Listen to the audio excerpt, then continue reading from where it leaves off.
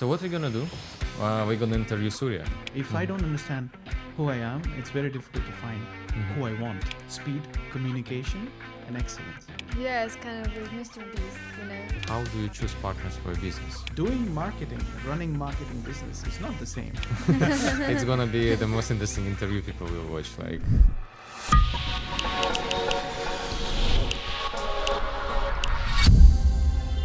Powered by my gaming license. yeah. So how we start? Do a quick introduction. So what we're gonna do? We're gonna interview Surya. Nobody does it. Yes, the first time, right, for you? Yeah, some people did it, but it's usually on marketing.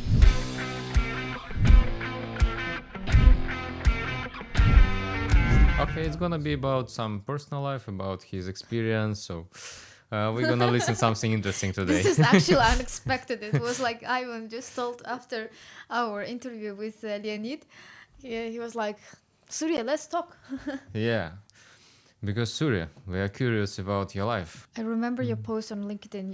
You told that either it was you expect from person to answer you as fast as possible, or if I remember the one I think you recently posted that if person is active on LinkedIn, people are commenting and writing, DMing, you expect that person will answer them and Exactly. not ghost them. Yeah, so Yeah. I understand you are yourself very, very fast in communication. Absolutely. This is for me the core value, because if I receive a message when I'm not sleeping, which is usually on at nights, I reply within minutes. We did it in the past, but right now it's getting very, very hard to manage everyone. I mean, like teams, partners, True, clients. true. But I know that this yeah. is your value. For example, I know people who say like they either don't care or they say like if I answer them next day, they are totally okay. But I know that you value speed, so I tried to kind of see if you messaged me. I was like, I tried to. I mean, to I have message. tried a lot of therapy on this topic as well, because I thought maybe something is wrong with me personally, to be able to, maybe it's my expectations rather than proficiency or competence. But I understood that, if someone is responding quickly, it means that they care. Right. Okay, I can have 100 projects, but if I see a message from Odie, I want to reply now. If I'm not, I don't know, podcasting, Yes. for yeah. example, it means I'm giving respect to Odie. Yes, and it means that the person is in your radar, that you're choosing that person to answer, kind of. Exactly. I'm not saying that I will always have answers to respond to, but I will just say thank you for your message. I will come back to you next year. It doesn't What do you like? In February. it doesn't really matter. But at least I said that I saw your message. I'm responding to you. I think this creates reliability. This creates trust, which is the foundation of any business, any 100%. relationship, really. Yeah. So I really value speedy communication and responsiveness. And I think this is one of the core values that I look at when choosing partners. Yeah. You're right. I agree 100%. I know that first of all, some And the other people- thing yeah. is, in the service providing space, it's very common to, in some industries, it's very common to get paid first. And in some industries, in some countries and industries, it's very common to pay after the work is done. So for me, in my case, I always see it as a filter for me.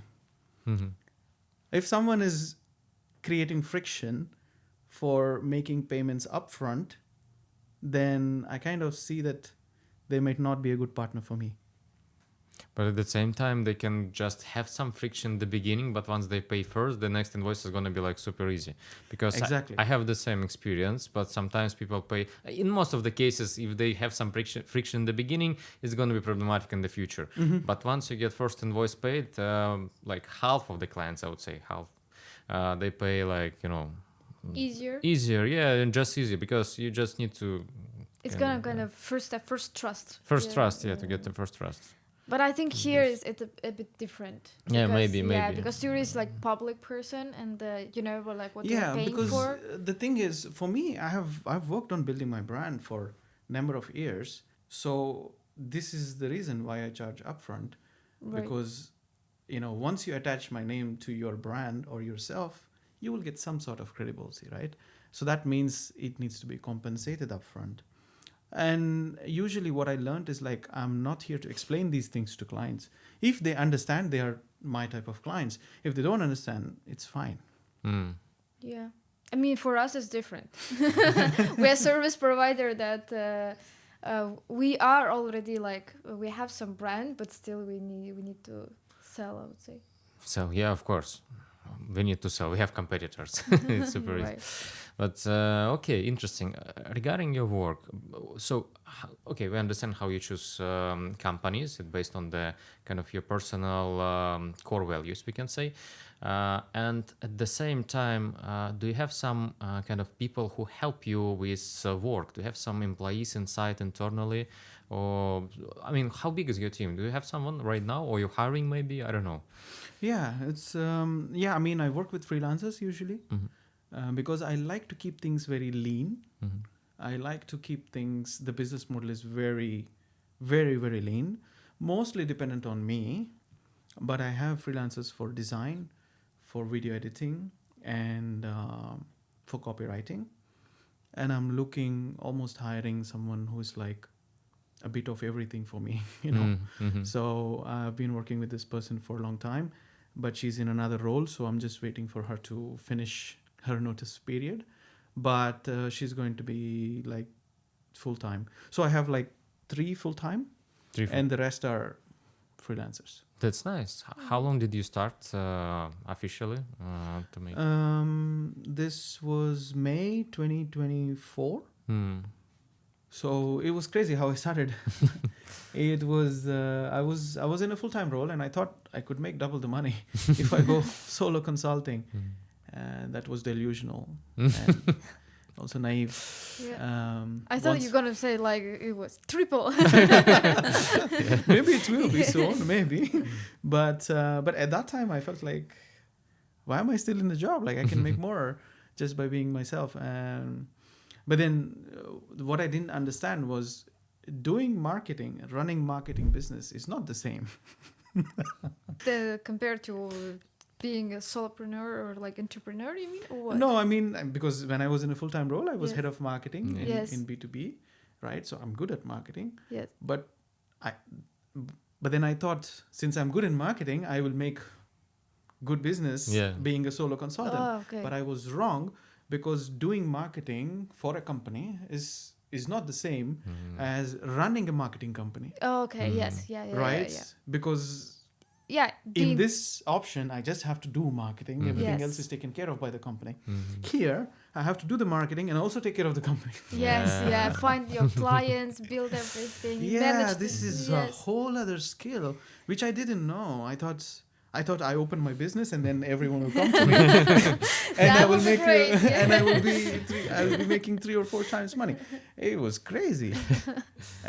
If someone told me, hey, you need to understand it takes time, probably I would have had a better ride, right, smoother ride. But I was very impatient. I was trying to close. I was trying to sell. I was trying to make money. It didn't work. What about your first clients? When did you close your first and the second client? Yeah, that was. I was very fortunate to have good managers who trusted me when I was in those roles. So the first 3 clients came from my previous managers, Connections, network, everything. It was like this. But then I lost all of them in 1 month. And Well, then, how it happened? Yeah. yeah, how? Because the thing is, I didn't get my target audience right. I was working with startups, and I was providing them marketing services. But when it gets tough for the ship to run, the first thing they cut is marketing, right? Yeah. Because they need to focus on the product, they need to focus on the clients, they need to focus on other things. So, marketing was cut. And unfortunately, it happened in many cases in the same month. So I was too disappointed. I was like, what is wrong? Like, I have the connections, I have the, experience, I have the knowledge, why is it not working? And especially experience in marketing. Yeah. I mean, yeah. Then one of my mentors, told me you have to start podcast. And working with B2B providers, right? I mean, like, Yeah, I mean, he just told me, like, listen, you need to bring the best people on your show so that you will attract some kind of authority from them. If you do it right. Yeah. yes. Of course. That's a big if. So I said, but no, I have a fear of public speaking. How can I do this podcast? I don't want to do it. No one will think about that you will have such kind of fear. Yeah, I mean, all in my life, like until last year, I didn't do any public speaking. I didn't go for any training. But then I forced myself into it because I thought, okay, either I need to do this or either I need to go back to a full-time job. Yeah, exactly. Full-time job, it's not for everyone. And when you go to some business, it's very difficult to get back to full-time job and be under someone. Actually, this is not the biggest thing, but I think everyone have some kind of doubts inside. Yeah. Everyone in whatever, I mean, you see the person doing big company, he's managing everything, but he has some doubts inside him, no matter what. In some maybe communication skills, maybe in some, I don't know, selling skills, maybe in the kind of management skill, whatever it is, but in some specific skills he is not feeling comfortable. From my perspective, I'm not 100% sure, but Absolutely. yeah, 80% of the world's yeah. population Yeah. think that they're not good enough. Exactly. If we ask, most likely they will say they feel this way. All right. Okay. Interesting. So you started with the first 3 clients, and it's working. But podcasts. How it started making you money? How you started making money from this? Yeah. So podcast, when I started, I was very clear on the goal. The goal was not to become an influencer. The goal was to create a media platform where B2B iGaming companies can advertise. So you wanted to get money on the advertisement mostly? Absolutely. Okay. And I was clear on this goal. I was not after fame because playing the fame game is dangerous. There is no end to it and it's shallow. Okay.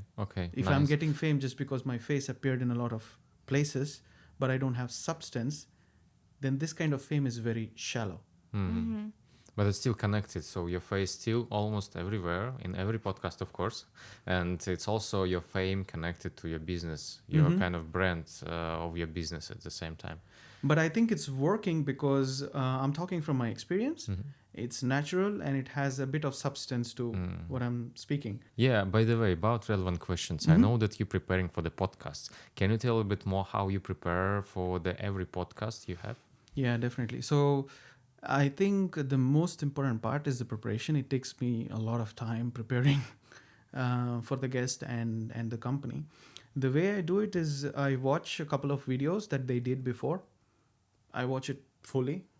I don't skip anything. Don't skip anything. No, I fully watch it. Maybe I use 1.5, 1.75, 2 sometimes based on the speaker. But I try to watch a couple of videos if they did. Or if they appeared any articles. I try to see what they're saying and how they're saying. And then I try to think like a user. Okay. What would you ask? What would I ask? As a user? When I'm watching the videos, I try to ask. I try to remove from my mind that I'm a podcaster and I try to watch it as a user. So this is the first step. I look into what they did before. What are their core things that they are talking about? How are they talking about? Then I take some notes. And then I use Notebook LLM from Google. I give all the sources, everything about this person to Notebook LLM. And then I start chatting. Then I start creating my questions based on that. But then preparing questions is not everything. It's about how we ask. It's about how we relate. It's about how we make the person feel comfortable to answer and to answer as honestly as possible. Exactly. Yeah, honestly, it's a Yeah. big thing. It's very important for every podcast, for every person. Overall, it's not just for podcast, but everywhere. It's Yeah. very important to get the trust of the person. Yeah, especially for sales. I'm from sales. I'm just yeah. Okay, nice. And how do you make trust? What's the kind of tricks or things you use? Sorry, again? What do you do to make the person trust you? Yeah, and comfortable. Comfort. Yeah, I mean, I think having a little light conversation before the podcast helps, right? The other thing that I recently realized is when we meet new people, it's important not to have any judgments. It's important to be open. When I say judgments and being open, I do a lot of internal work as well. And the reason I say this is because if we are not open to new people when we are meeting for the first time, they will know. If we are judging them, they will know. If they know, they will not be honest. They're gonna have some shield. Exactly, yeah. So it's important to go with an open mind, to go with no judgments. If this is the case, everything is energy and they will feel it. This guy wants to actually explore. And then So a lot of internal work has helped me to be as confident and as natural as possible, because I understand that I am nothing. It's all about others. It's all about opposite people. It's all about helping people. Did you have interviews where you didn't send the questions beforehand? Yeah. Yeah, this is what I wanted to do always. Okay. Like, I didn't want to send questions, but if you're like interviewing big people Yeah. from big companies, they always want the questions. Yes. So in that case, what I do is I just send them like a paragraph. Okay. We're gonna talk about la la la la la la. It's very broad, very vague, but a paragraph. Okay. And I send it usually in communication channels like WhatsApp, Telegram. I don't even do it as an email. No. Yeah. Of course. Because, and I just say something like, listen, to keep the conversation as real as possible and to live up to the name iGaming Real Talk, this is what we prefer to do. But if they still insist, then we give. Yeah, because we want to have the guest rather than not. What person was the most honest one in terms of you didn't expect it to be so honest, but Yeah. it turned out? Yeah. It was Alexander Tomic from Alea. I had a chat with him, podcast with him at ICE Barcelona. Right. And we planned the podcast for maybe 30-40 minutes. It went on for 2 hours. Oh. It was my last interview. It was my 16th interview in the trip. And it was already night. And the next morning, like early morning, I had my flight. Yeah. And I just couldn't stop. We just couldn't stop because he was speaking about so many things, so many interesting things, and linking them with each other. And the conversation was so natural and so honest that I felt like we need the whole night to do a podcast with him. So he was the most honest person without any filter.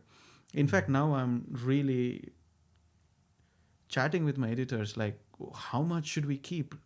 How much is okay to keep? Yeah, you don't expect that some owner of big company will start speaking Yes. about psychedelic. I thought it's gonna be like related to the work. Yeah, Maybe also. like But it's very being good more question. creative, It's all yes. because everyone speaks about work, and it's always interesting to Yeah. learn about work. But at the same time, some personal life, how they do kind of Yes. decisions. How do you do decisions, for example? How you make decisions? Do you have some kind of way to thinking about decisions? Yeah, this is a very important question. For me, if it is a big thing in my life, I always follow my intuition. Intuition. Like, for example, moving countries. If it is a big decision, I follow intuition. If it is day to day, I look at the data. But even lately, I started thinking that for the day to day, I'm doing intuition for some reason. I just know what to do. I always feel, okay, this is the right path. This is not the right path. But I have no I don't know where it comes from, Mm. to be honest. It has always been like this, but even more stronger in the last few months. Mm. It's based on intuition mostly. So it was based on intuition that you decided to work with us? No. At that time, I appreciated the opportunity to have a compliance partner, because compliance is something that I really like and want to be part of. Mm. And MGL was the first company who kind of saw value in me, and that's why I wanted to partner. Mm. But it's very tricky in terms of this business model. It's not a very famous business model, right? Podcasting and media production, you need to have certain amount of trust, credibility, as well as viewership, everything combined for companies to come to you. It doesn't work if I go and ask companies, hey, would you sponsor it? It might, but it's not the same authority that they can have on me. So it only works when companies come to me and they see what they want, and they see that I can be able to provide them with that. So Yeah, it's very important to have quality of your content, because we received different people coming to us asking some can we do this, that, podcast, some video interview, whatever. Yeah. And they ask some money, and we watch these interviews, and it's he's staying like this and asking questions like reading, almost reading, why Or sometimes it's even free, but you see the quality and you say yeah. I would not want to spend my Time. hour or 2 hours for that. Yeah. I think once, again, it comes to the internal work. I speak a lot about this because for me, as soon as I understood that I need to remove all the judgments, and I need to be more open to all perspectives and perceptions, and I need to... This is when my life changed. And it is not far away.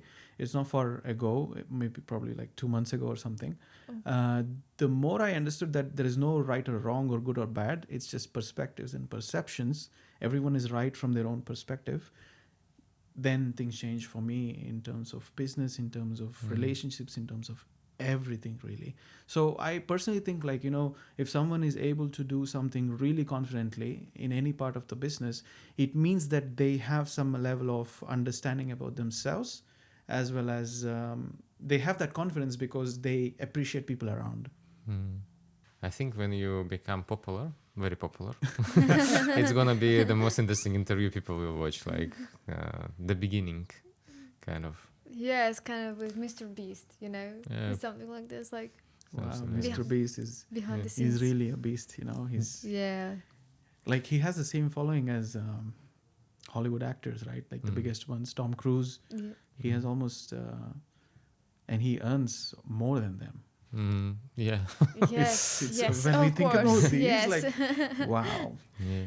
I'm actually interested that he has his own team, and I heard that he has some management paper about values, about how to work and everything. There you go. Yes, I really want to read it. I just heard it about it yesterday, so I was like, okay, I need to read it because he has great production. Yeah, I mean, he mastered attention. The guy just took over the internet. Yes. Having those many billions and billions of views, it means that he understood the psychology and the attention, which is the most scarce in our world today. Attention is the most valuable and most scarce. Right. If someone is giving their attention to us, Exactly. it means that we have to live up to their expectation. You're making money from attention. By the way, regarding this book, you told me about this. Yes. I checked. I didn't read it in full because it's actually big. I was scrolling a little bit, checking some parts. And what is interesting is Mr. Beast cares about results, not how long it takes, because he told there was some paragraph which I memorized, and he was saying if one person can make work within 30 minutes and another 5 people can make it within 1 day, so it's fine if this person works 30 minutes and I would prefer to work with him, and this is mindset he wants from the people in place. Yeah. And actually the same almost, I mean, I would say the same thing I heard from Leonid, who just was on our podcast, and I was like, interesting. He was Which one? regarding employees, that he's looking for results, not how long it's gonna take to get results. He was saying like 16 hours or like 3 hours. He was sure that people work in 3 hours and it's fine because they deliver results. So Yeah, this is super important. I think I was having conversation with one of prospective editing agencies, because now we have a lot of content. I'm looking for additional partners to be able to post produce, and they were constantly telling me that we put this much energy and effort into it. I just told them, like, listen guys, I mean, I understand, appreciate that you're putting this much effort and energy, but what I want is this video in this way by this date. If you can deliver that, great, like we have a deal, or else, you know, exactly, because at the end of the day, the output is what matters. I mean, you know, in the beginning at least, you know, once you have the trust and partnership and relationship, maybe you can talk about those things, but in the beginning the client would want to see the results. Exactly. Yeah, results and experience, how you get these results, important too. Yeah. And I think, if not the most important thing in all this process, communication. Even if you are not able to deliver results, if you are able to communicate, then I think some damage will be controlled. Exactly. People missing it about communication. Not everyone understand it. Communication is everything in any type of relationship, you know, because things go wrong. I mean, who are we to, I mean, we can plan, as much as possible, but things will go wrong. And if you're not able to communicate in the moment when things went wrong, then you've lost it. Exactly. That's true. We had wrong cases. We have wrong cases coming time to time, and we handle it. And I think people, because we have clients who we like fucked up, we can say. But it's not like we damage business or whatever. It's just small fuck up, some small delay happened because of us or something like this. And communication, how we manage, how we like put priority on this, like communicated with every party to handle it as soon as possible. That's why they not just still working, but they gave after that more business to us. Absolutely. Really, we had some people who just wanted, okay, after you handle the situation, which we kind of was the cause, and it's not maybe the best case to share, but still they came to us and told that we wanted to be our agents, and we already transferred them to our, like, to be our agents, even like, because how you manage difficult situations, that's what matters. Regular situations, that's not super important. I mean, and a very famous case on this is a London Tube, London Metro, right? So there was a case study where they were trying to, because a lot of people were dissatisfied with how the metro was run, and then the administration, they wanted to actually get under the bottom of this problem. And they were also thinking to put like a new lines and make everything faster, which would cost billions of investment. But then some other guy, he came and he said, like, listen guys, maybe we just need to let people know how long it takes for the train to come. And that's what they did in terms of improvement. Like they put everywhere, like, when is the next train, how long it takes, and the satisfaction improved. Exactly. This is one also important thing. You need to know the people when they will get results or answer or whatever it is. Do not let them be somewhere. To kind of hang there. Again, it's about you. Imagine you have the big audience around you. What question would they ask? What is the important question for them? Like people listening to you, they would see ask you. me, or Exactly. Because we don't know what kind of question to ask you. I'm sure you have some question. Be the viewer for yourself. Exactly. We've just discussed a lot about. You know, in the recent times, I was talking about a lot of things in the WhatsApp community we had, and you know, there is always a kind of how do you say, limit to even the real talk. There's always a kind of Limit. What kind of limits? Like if you speak about some things, you might not have advertisers. I understand. And what do? You speak it or you don't speak it? How do you manage it? I speak the truth, and if a company wants to advertise, they can. If they don't want to, they cannot. It's totally up to them. But I'm not looking for 100 advertisers as well, right? If I have 3-4, I think I'm fine. You know, I'm not looking to scale this. What is more important for me is to stay real, because this is the true me. And if I can be myself and get paid and live on that, I think that's the best I can hope for. So the goal here is not to build $1 million, $100 million business. The goal is to do my own thing, be myself, as well as support the companies who believe in me. So, but it was the main topic I started this is because, but it kind of bothers me sometimes that, I can't be as real as I could be. You want to be more real even, yeah? Yeah, because, there are some topics that are very sacred to our industry. If we touch them, it's like opening a can of worms, and people kind of see you differently, right? So it could tamper the personal brand that I have built. Newcomers comes, they see you have awards, they want to choose you. This is the way how it works.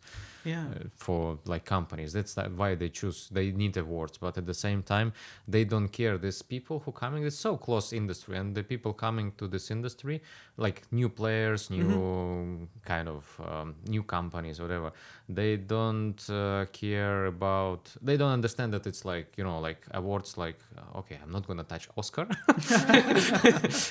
but in terms of Oscar, people want to get Oscar because it's Oscar. But in our industry, anyone does an award, you still want it. You still put attention, you still put everything. Exactly. But anyway, I also learned a lesson in this area. Before, when I was providing marketing services, when people were not understanding the importance of branding, I would get super frustrated. I was like, this is so simple. Why are they not understanding? And I would try to explain. I would try to give them examples. But then they want referrals. The most common sentence I heard in my whole consulting journey is, you seem to be very connected. Why don't you send us leads? We will pay you commission. You will be rich tomorrow.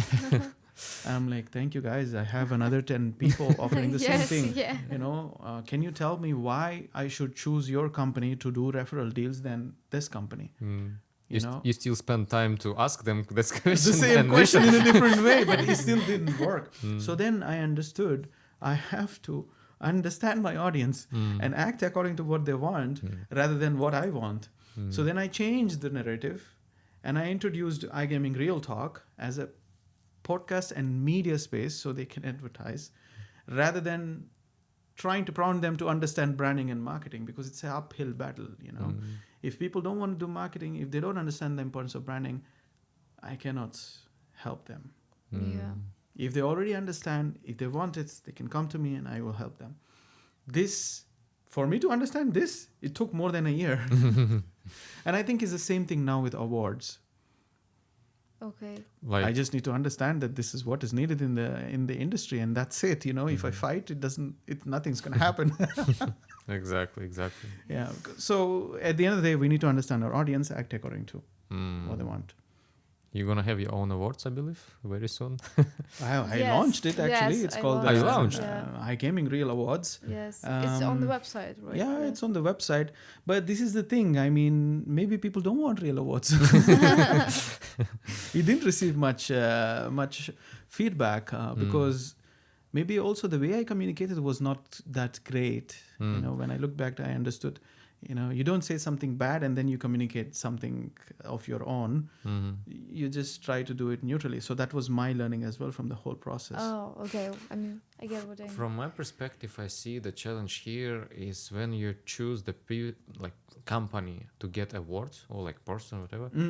You cannot be 100% sure that this is the best, because you cannot understand whole background, what is happening with this personal company, and you cannot compare it with every company because you cannot understand the background with every company. Plus, it's super fast changing industry, and even if you kind of understand it now, next month it's going to be different. So how would you kind of handle this situation? Awards, I mean, voting will be done only in the community. Only people in the community can vote. That's it. So there is no way awards can be tampered. Everything is going to be transparent. We will provide a form for GDPR. People can opt in. Then we will show everything, screenshots, everything online. Okay. So it's not open to anyone outside the community. So only 360 people can vote. You're gonna give some kind of special link for them, or Yes. Yeah. for I mean, this was the plan, but then once I saw the response or the lack of it, I thought maybe this isn't the right time to do it. We'll kind of halt it a little bit and then come back to it Yeah. later on with a new messaging and new approach and something more neutral, I guess. I think there are two things here. First, it was after ICE. I think still Yeah. even is we are at Sigma Dubai, but I think still people are busy with Of course, post of course, ICE. it's the biggest event, and I Yes. think a lot of companies signed deals, and it was also really good Yeah. for me. I signed a new client during ICE, so Great. yeah. So yeah, it was that everyone is busy, and also the second thing, actually, this debate showed you like what people want and what people don't want, and Yeah. what is the truth underneath, and maybe you also changed the mind of some people, because I saw there like the active like people who are debating maybe like what 10, 15, but you have 260, yes, you Yeah. said, yeah, 260, and 360. 360, sorry, and we are like as myself, we're just reading it. So it might be that for example, I didn't know that you're gonna do that, and I was like, yeah, this is a great idea. So you might have some silent supporters, let's say.